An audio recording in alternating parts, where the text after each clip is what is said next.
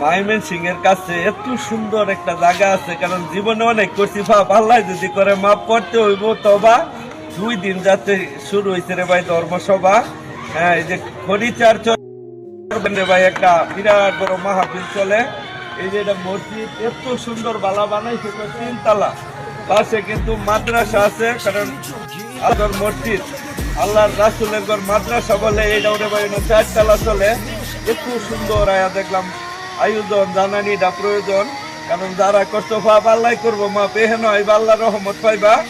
হ্যাঁ, করতে হইব সভা 2 দিন জাতি হইব রে ভাই ইসলামী সভা, কারণ অনেক আইব আল্লাহর অলি। আমি তো সারা বাংলাদেশে চলি, যেটা সত্য এইটা দিতেছি তথ্য।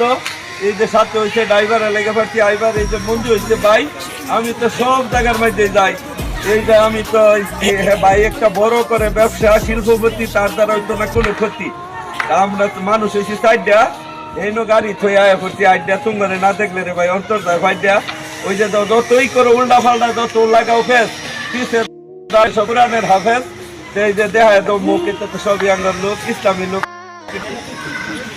মাশাআল্লাহ, এই যে দেখো মাশাআল্লাহ অনেক ওলামা একরাম আছে, তারা দাঁড়ায় রয়েছে পাশে। যে ভিডিও করতাম না বড়, তোমরা যারা আইবা আল্লাহর রহমত পাইবা। এই জন্য তো হইছে সিঁড়ি, আমি তোমার লাগে একবারে ফিরি আর করতাম না। সকলকে ধন্যবাদ, আসসালামু আলাইকুম।